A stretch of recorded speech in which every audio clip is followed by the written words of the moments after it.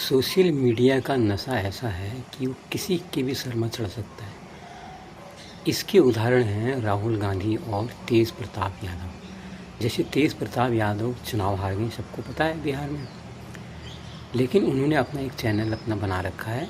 उसको लेके तरह तरह के वृंदावन इत्यादि यात्राओं में जाते हैं, वहाँ की व्यवस्थाओं को दिखाते हैं ताकि वो चर्चा में बने रहें, और उनके चैनल को बहुत से लोग देखते भी हैं।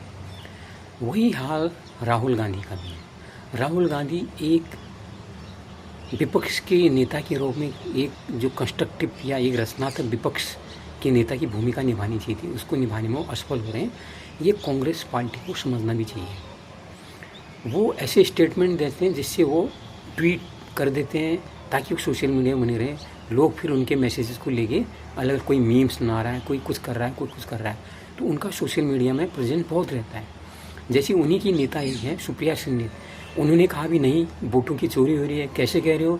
क्योंकि सोशल मीडिया में तो उनकी लाइकिंग मोदी जी से ज़्यादा है, वो कैसे हार सकते हैं, वो तो बहुत पॉपुलर है। तो सोशल मीडिया के स्केल को कांग्रेस पार्टी इसमें पॉपुलरिटी का स्केल मानकर बैठी है। कल राहुल गांधी ने एक स्टेटमेंट दिया कि जो मोदी सरकार है वो विपक्ष के नेताओं को आने वाले विदेशी मेहमानों से मिलने नहीं देना चाहती। पूछा गया क्यों, तो कहते हैं क्योंकि वो डरती है ताकि कहीं विपक्षी नेता उनसे मिलेंगे तो उनकी सरकार को खतरा हो जाएगा। ये इतने नैरेटिव जो बार बार चलाए जा रहे हैं, उस नैरेटिव में वो फेल हो रहे हैं, ये उनको भी पता है।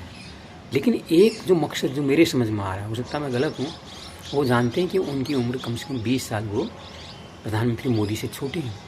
उनको लगता है कि आज नहीं तो कल जब मोदी जी राजनीति छोड़ेंगे तो एक वैक्यूम आएगा। उस वैक्यूम में अगर मैं अपने को स्थापित करके रहूँगा, किसी तरह से एग्जिस्टेंस अपना बना के रखूँगा, तो लोग मेरी तरफ को मुड़ के आएंगे। ये उनका मानना मुझे लगता है। इसीलिए वे सोशल मीडिया प्लेटफॉर्म पर अपनी ज़बरदस्त तरह से एक प्रेजेंस बनाए रखते हैं। उनकी जो मीडिया की टीम है, IT की टीम है, बड़ी सशक्त है, और छोटे छोटे स्टेटमेंट को, चाहे सरकार की गलतियों को, अच्छी बात सरकार की गलतियों को दिखाना भी चाहिए। तो उसके बहाने राहुल गांधी ने एक ही चीज़ की, क्योंकि सारी चीज़ दांव पेच करके वो चुनाव नहीं जीत पाया।